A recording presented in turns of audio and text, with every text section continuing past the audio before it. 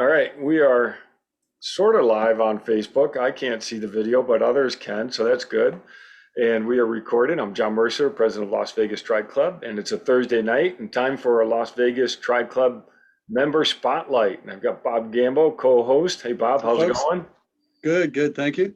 Good. And we are, just so all our Las Vegas friends know, we do have one eye on the score of the game tonight. So go Knights. Let's hope that game comes out victorious. So that's good.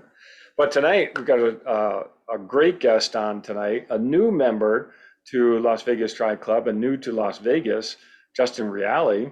Hey, Justin, how's Hey it going? everybody, it's going well. Excited to be Awesome. here. Well, Yeah. great to have you. And I'm going to just tell a quick little story. We met electronically going into Hawaii 70.3, and you reached out to the club, and we all got connected, and we're trying to meet up in Hawaii. We never physically met up, but it was fun to message back and forth, and lots of great camaraderie and encouraging. And after the race, someone asked me how many people did the race, so I went to the just to the overall listing in Ironman Tracker, and I saw whatever the number was. I don't remember. It's over 1,000, whatever. And then I just scrolled to the top of it. I say, Justin, that's our Justin. And Justin won the Hawaii 70.3 Ironman race, and it was his second year of winning. And I was really happy for you and really impressed. And so congratulations on that. Yeah, Yeah, thanks so much. we have to make sure that everybody realizes he didn't win an age group. He won You won, the yeah. race. He was first overall. We're talking overall. Yeah, Yeah. on a tough day. But I am jumping a little bit ahead, but that's my story for getting Justin in, and it's great to have him in our community and part of our club. And I'm going to turn it over to Bob for a quick introduction. Well, hello, folks. Again, this is Bob Gamble. We have Justin Riele on with us tonight, a very special guest. And this is especially difficult for me because Justin is one colorful character. So, and figuring out how to do an introduction on someone who has got so much going on as Justin, um, from having a degree in neuroscience to being a truly a world-class triathlete Hmm. and working in technology.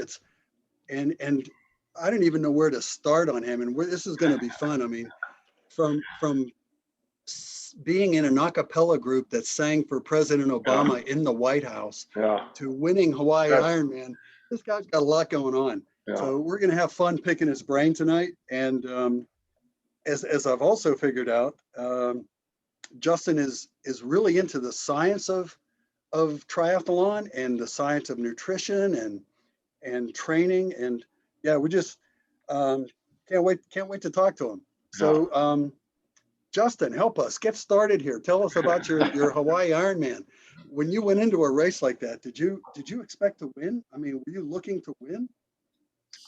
Hey, yeah, that's a great question. I think, yeah, I think so. I mean, it's the first That's race I just could got to ever be say cool. that about, to be honest.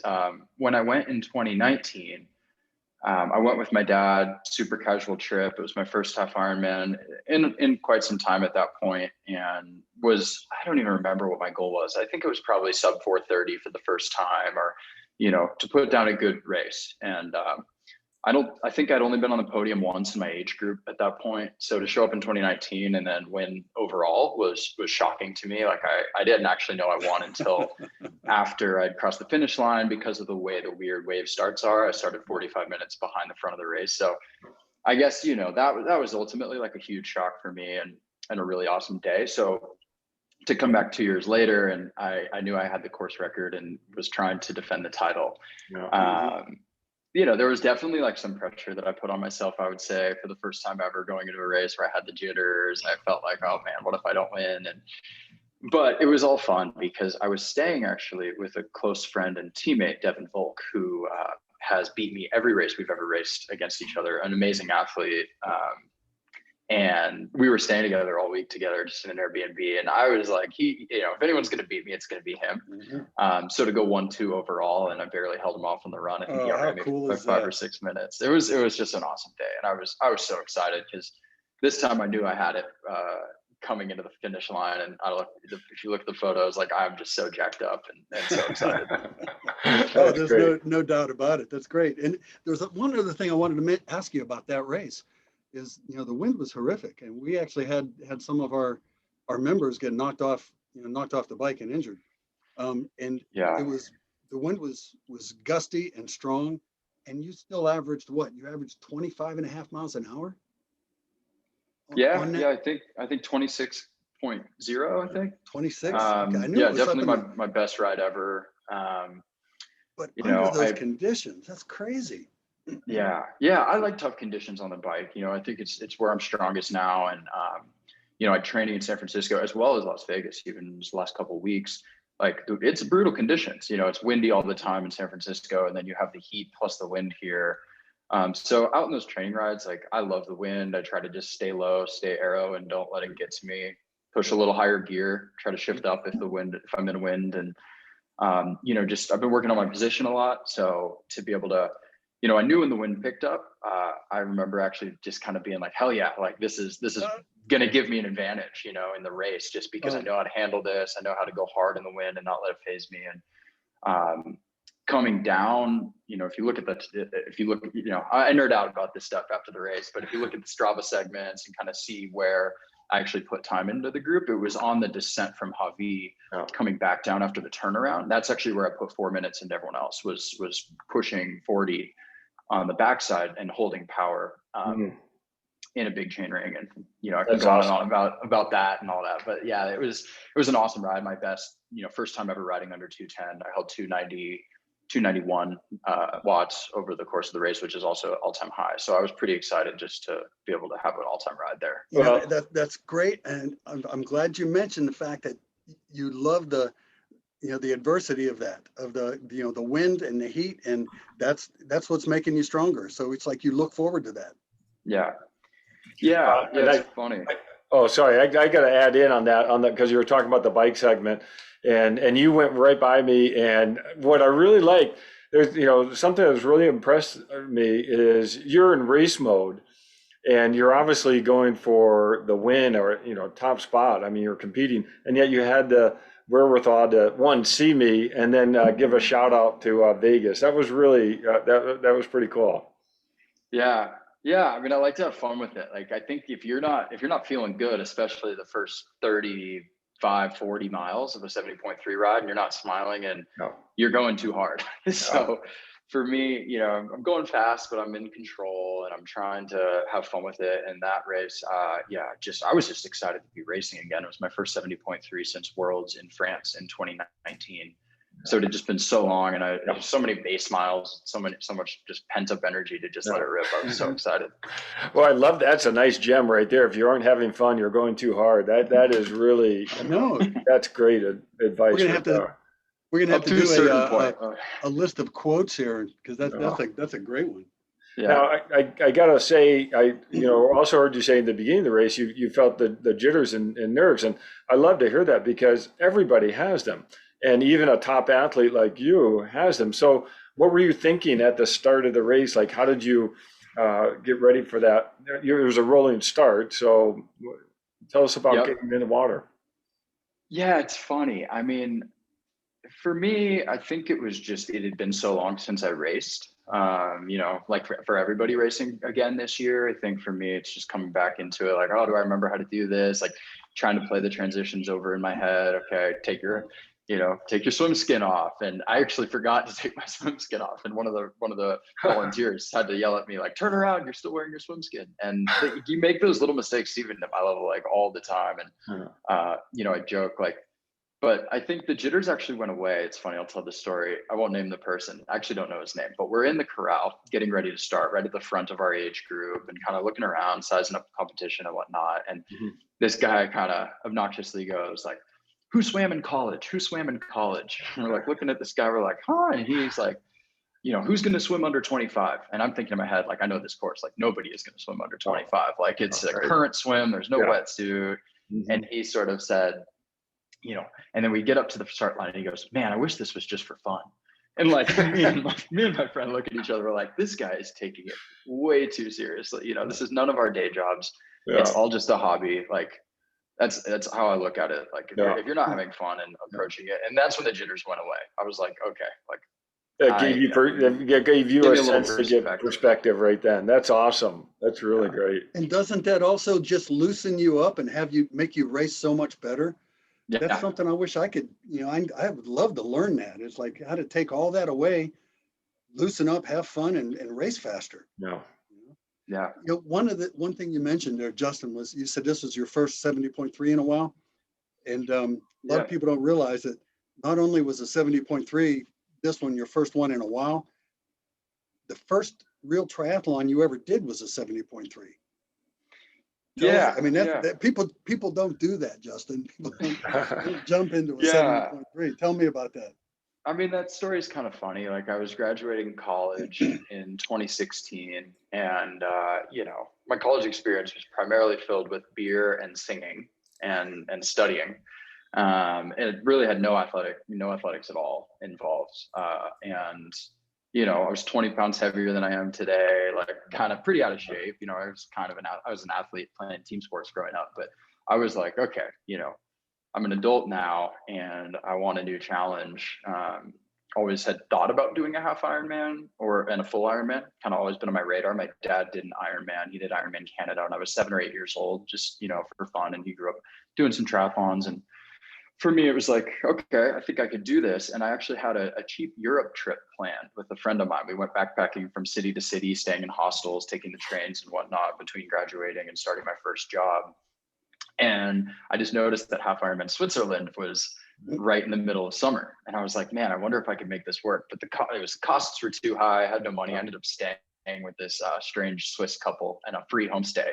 And that was a whole adventure in and of itself. But it was this awesome trip where I basically trained for 6 weeks. I didn't swim at all because I played high school water polo and I was like, oh, I can swim 1.2 miles. But I rented a bike and, ran my first half marathon 4 weeks before the 70.3. I actually got a stress fracture and then didn't run because I had no training. I didn't run from between that race and the 70.3 and finished, with an okay, respectable time, 5:45, I think, or somewhere around there. I was actually 34th out of 37th in my age group. With all these fast Swiss people, and Daniela Reef actually won the race, and I didn't know who anyone was or what I was doing out there. I just had an awesome time. That is such a great story. That's amazing. I love it, because you're starting with a rented bike and no running, and you just went and did it. Kind of like the incidental triathlete, accidental triathlete. Yeah, I mean the running's been a journey. Like it still hurts to run, and I'm faster, but it's not any less painful. Like it's I've never been a pure runner. I think I ran 2:10 in my first 70.3, and like you get to mile 9 and 10, and you're walking and just trying to keep your legs rotating forward, and it's always been hard. Well, so what was that finish line like on the first one? Maybe what was going through your mind during the race because you're out there for 5:45. Yeah, I mean, I didn't know what a good time was or anything. You know what I mean? I was just trying to finish. And I look back at those photos and I literally had a smile on my face the whole time. And that's when I was hooked. That's awesome. I loved the pain. I loved just pushing through the suffering and trying to, and then after that, I sort of like looked at it as a way to travel too. I was like, wow, this is so cool. Like I can race, there are all these races all over the world. And I wonder if it's something I knew I could definitely get faster if I actually trained. So from there, it wasn't an all-in thing at that point. I didn't do another one the rest of that year, and I did my next 70.3 in Whistler with a group of guys who were all doing their first one. It was my second, old veteran, and we went up there and knocked I think like 40 or 50 minutes off my time after a year of loose light training, and it was awesome. That is amazing. That's great. Now. So you said right after, so when you finished, you enjoyed it, obviously. Yeah. And you were already looking for the next one, or it was just No, I don't think so. I mean, I was, slow to start. I actually didn't really do anything. I started a full-time job, moved to San Francisco, moved in with a couple of friends from college, and mostly just continued to drink beer and work. And then I think that in 2017 is when I was like, all right, all I'm doing is I was working crazy hours in consulting. I was coming home and drinking an IPA and turning on some dumb Netflix show. And that was like my whole life. And I was like, yeah. oh, I gotta do something bigger than this. So I'm gonna start training, getting in shape. And then I found a great group in San Francisco and got pretty hooked actually, because I kind of randomly found myself in this swim group with a bunch of Team Everyman Jack guys. And I hadn't heard of Team Everyman Jack, but I realized how much faster they all were than me. And I made it my goal to get on that team over the next 2 years, basically. Oh, that's great. So that's neat that you hooked up with them, because now you're a member of Everyman Jack, and that's a pretty elite squad. Yeah, it really is. I mean, it's humbling. Like a lot of my close friends are on the team now, and that's primarily who I've trained with in the Bay Area, as well as nationally at our team camp, which is in Las Vegas, where I've gotten to ride some of the roads here and swim at the multi-gen over the last few years, actually at camp.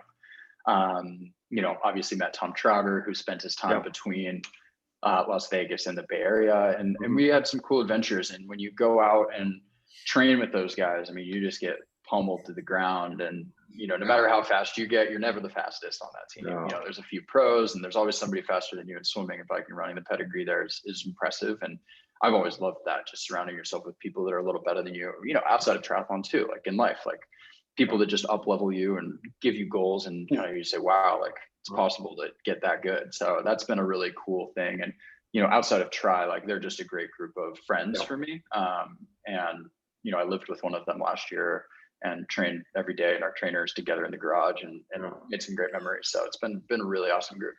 Well, that's great. I mean, that's the sense of community that really makes it, fun and helps pushes you as well. So as you started getting more serious into it, where did you say, okay, I need to spend a little bit more time here, or where did you start putting your focus in on? Yeah, it's a good question. I mean, I've never over-indexed on like one of the three sports. For me, progressing through the sport has just been about consistency, kind of day in and day out. Like since 2017, I don't think I've really taken, more than 2 weeks off of training, for example. And, I think that's like overall been the thing that has driven me to get faster. And, I definitely had a big breakthrough one winter, I guess it would have been 2018, where my running progressed, because I wasn't really able to crack 145 in the half marathon off of the bike. Like I wasn't able to figure out how to run 7 flat or even 6 flat. And I think largely it had been because I was running too hard. So I worked with a coach who I've now been coached by a woman, amazing ex-pro triathlete, Lauren Goss, now Lauren Hurley. Yep. She married a teammate of mine, Matt Hurley on EMJ. So they're very close friends of mine, and I've been coached by her privately now for 2 years. And she's just an amazing. She's actually running the Olympic trials on Saturday in the 10K after only training for like 8 months. Also postpartum. So just amazing athlete, and she's an 11-time 70.3 champ. So she knows what it takes to win at the pro level, and the race mentality from a coach is really cool. But the thing we worked on a ton together was just a ton of frequent, short, slow runs.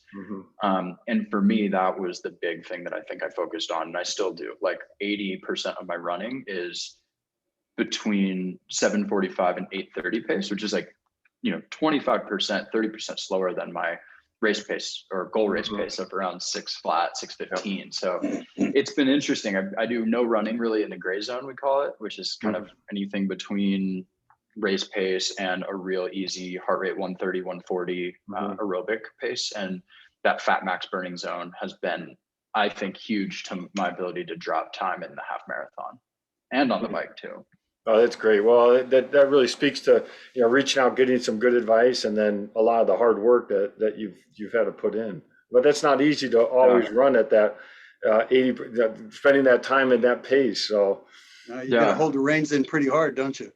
Yeah. But I mean, like I said, I like the, go out just for a leisurely, easy run. And, easy run didn't exist for me for years. It really There's still guys in EMJ that share this memory. Maybe it was one of those you had to be there moments, but I think they were running at 7:30 and I'm behind them like grunting really loud, sprinting at 7:30, just trying to hang on. And for me, like that was I dreaded running for years, I would say. And just being able to progress to like running slower and being more comfortable with the sport, or specifically running, is the way to like start to have more of a loving relationship with it and get out for more runs frequently. And I always tell like people I talk to, like, go out for frequent 2 to 3 mile runs, 3 or 4 days a week, and just get out the door over and over and over real easy, and just repeat that. That is so great for people to hear that. It is. I mean, there's so many people who will go out and be in that, not only in race pace, but they'll stay in that gray zone between the low and it's not doing anything for you. So Bob, are you hearing this? I'm going to go and try to, when we're done here, I'm probably going to go and run easy. No, that's really such a great message to put out there, Justin. That I keep hearing this theme of enjoying it, and you don't need to be killing yourself all the time, and you can actually get faster.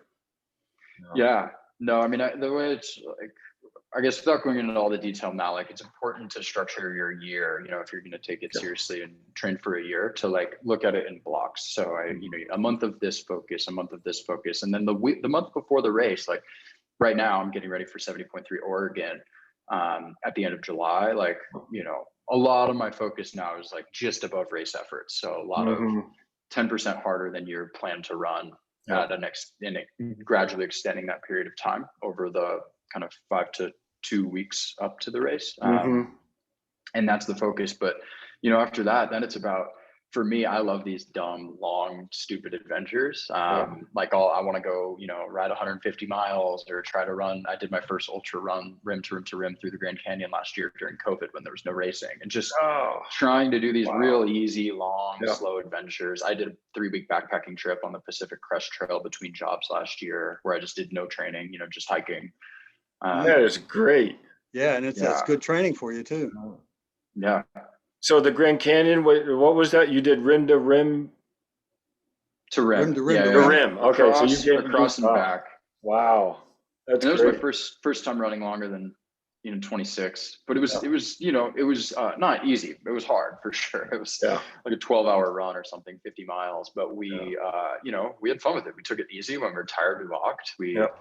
And in some ways it was less painful than a race, because once you get tired, you slow down. In a race, it's a little bit of the opposite. Well, you really get to see a different side of the canyon when you do that, where you get down inside it and look up. Okay, so now I got to ask you, you've been prompted for this one. What's your worst race or race moment you've ever had, and why? Oh man, there's a couple. There's 2 I could think of right off the top of my head. One is in Hawaii, the race I won in 2019. I was coming off the bike, and like I did not ever do like the draft legal Olympic stuff where you do the fancy mounts and dismounts and transitions matter. Like I'm very slow through transition. I clunk through with my shoes, and I did something wrong where I had one shoe clipped in and one out, and I hit the grass in T2 and flew over my handlebars, and the bike landed on my back. And like I basically was like, my race is over, like on the ground, and all the runners come up with me, and then I got up and ended up doing fine. But that was a bad one. And like, oh my goodness. And you won that race. You won that race. Total rookie move. Well, but then again, that's great for people to hear, is that everyone makes mistakes, and you just have to recover from them and then just get going. Yeah, no, totally. I mean, as something in those length of races, like it's hard for something not to go a little bit wrong, for sure. My buddy who was second overall in Hawaii just 2 weeks ago, his aero bar fell off on the 10th mile. Like literally, he rode the entire half Ironman with one arm in aero and the other arm like this, and it was crazy. And he, just persevered through it. I think that's part of the sport, which is awesome. You roll with the punches. Yeah, but a lot of people, they don't hear those stories from the top athletes, and so that's really great to. I mean, you have to recover, and obviously that shows the fitness. Okay, so now solve problems on the fly. Yeah. The second worst race moment is just a blow up, which happens. Like not every day you win, right? Like, and I've had some bad races. One of them was in France. I just overbiked, got totally caught up in the competition of all these amazing European riders riding up this super steep climb. And I got off the bike and immediately, I was like, oh, this is going to be an ugly half marathon. Like mile one, I was running slower than I was hoping to. And then by mile 10, I'm like leaned over the barrier, throwing up everywhere. Oh, no. I don't know what I did. I think I again, total rookie move, probably on my 10th race, 10th 70.3. I was like using new nutrition for the first time ever in a race, which you should never do. Like that's 101 stuff. It's like practice with your nutrition. Yeah. But then I'm throwing up, just again, still smiling, looking out at the ocean, thinking like world championship, like got to my head. I went way too hard. Oh, was that Nice? It was Nice, yeah. Oh yeah, that was a beautiful bike ride. Coming down's a little tough, but yeah. Oh, that's awesome. That's still got the same theme of you having a good time, looking at the bright side of it, enjoying it, and keep going. Yeah. Yeah, man, that's great. Yeah, it was great. I mean, we had a little trip to Aix-en-Provence after. I actually bought a diamond for my fiance in that French village. So that whole trip became way more about, other stuff besides just that one race. Yeah. Well, and you really seem to be absorbing that type of experience because it's only going to make you better. You got to have those low points and you learn from them. So now let's flip it. What's your proudest moment? Yeah, that's tough. I mean, honestly, it's hard to beat winning races. Like the Hawaii 70.3, winning those two races, like make no mistake, like those are the coolest, most significant athletic achievement I've ever accomplished, like in my life. I'm not a D1 runner that won things, or for me, like as it's cool as an adult. Now I'm in the best shape of my life. I'm still getting faster, which who knows how long that'll last.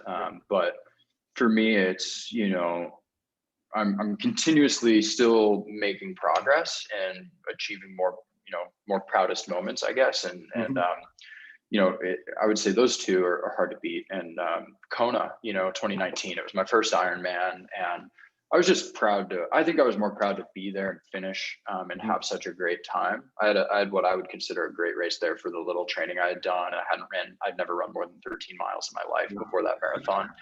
So I was like very underprepared. I was very much a half Ironman athlete going in like, well, I can't say no to a Kona slot after I got it in Hawaii. You just don't do it. But finishing there and, those photos and those memories are just like soaking in that atmosphere are really hard to beat for sure. I'm pretty proud of that. Oh, that's great. Well, Justin, this is great to talk with you. You're such a high level athlete and very humble, and it really was great to, be exchanging messages with you, at least in Hawaii, and you were encouraging everyone. And, it's so great to just see you approach racing with that, have fun attitude. But I got to ask you, there's a poster over your head there, the sing off. You want to tell us about that? Yeah, I can. I mean, way back when I was in an a cappella group in college called the Vanderbilt Melodors. Yeah. You can check it out on YouTube. I checked it out. That was awesome. And the theme of you having fun, man, go check it out if anyone, because you were just having a great time. That's so cool. Yeah, no, it's awesome. I mean, it's like those are probably, I don't know. It's hard to compare singing on stage for a big crowd and that kind of experience to a triathlon, but I think I'm chasing the same stuff I was back then, which is like, big adrenaline moments and competition. And I was in an all-male a cappella group at Vanderbilt that was lucky enough to win this TV show called The Sing Off on NBC. And from there, we just had a bunch of success, and I got to lead the group, and we did a world tour and sang at the White House and recorded some albums, and got tattoos on tour, still my only tattoo. And like, it just became like this really tight brotherhood. And, I'm like actually just a pretty average singer, believe it or not. I can just sing really low. So I sang bass in the group. So if you've ever seen Pitch Perfect or whatnot, like I basically just go doom, doom, doom, doom, doom. And I sing out of the subwoofer while the soloists go do their thing. But that's how I met my fiance on tour in that group, and just very life-defining 4 years for me. That was really my college experience. It wasn't athletics; it was singing. Yeah. Tell us about singing in the White House for President Obama. Yeah, I mean, that it was must awesome. have been cool with that. Yeah, it was awesome. Like long story short, we actually didn't even know if he was going to be there. We were just invited to perform at the White House, and they're like, "Hey, we can't pay you. It's White House policy. Like we don't pay guests. We just give them the privilege of performing there, and you're going to sing 6 Christmas songs on repeat for 2.5 hours as the guests come in and leave." And we're like, okay, so we had to, and we were like, screw it, we're gonna go.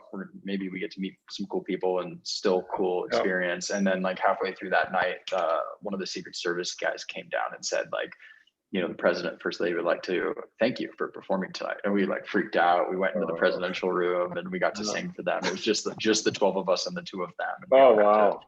We got to talk to him for a little while, and super nice guy regardless of your political views. We were all huge fans, and it was an awesome experience. Well, you are just such a great athlete, and I really love seeing this fresh, fun attitude that you have towards racing. And I see the parallels with the a cappella group. That was really neat. Yeah, Justin, we look forward to picking your brain more too on the training and the things that that you obviously know, and your skill set.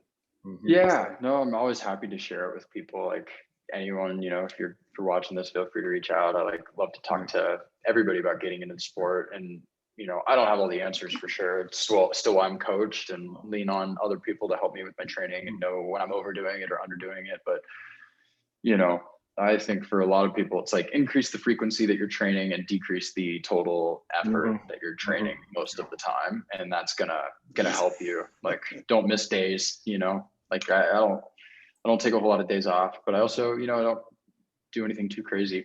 I'm not sprinting.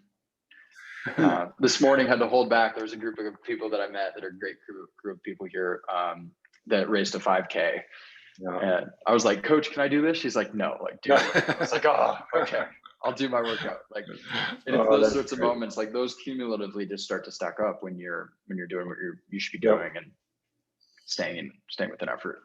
Well, it's great to have you in our community, and I know you've already connected with a lot of the athletes here, and it's going to be fun cheering you on for Oregon 70.3. That's coming up, so we'll be cheering you on there. So thanks, Justin, for getting on and talking with us. This is awesome. Thank you both, John and Bob. It was great. All right, well, have a good night, and let's see if the Golden Knights are how they're doing. Oh, it's tied now, so at least it's tied. All right, Justin. We are going to have you on again, Justin, to answer questions too, because we didn't do that. We were just too wrapped up in your background and your story. Yeah. So, no. We're going to do this again, and we're going to compile questions for you. Sounds great. Anytime. All right. Hey, have a good night. Thank you. Thanks.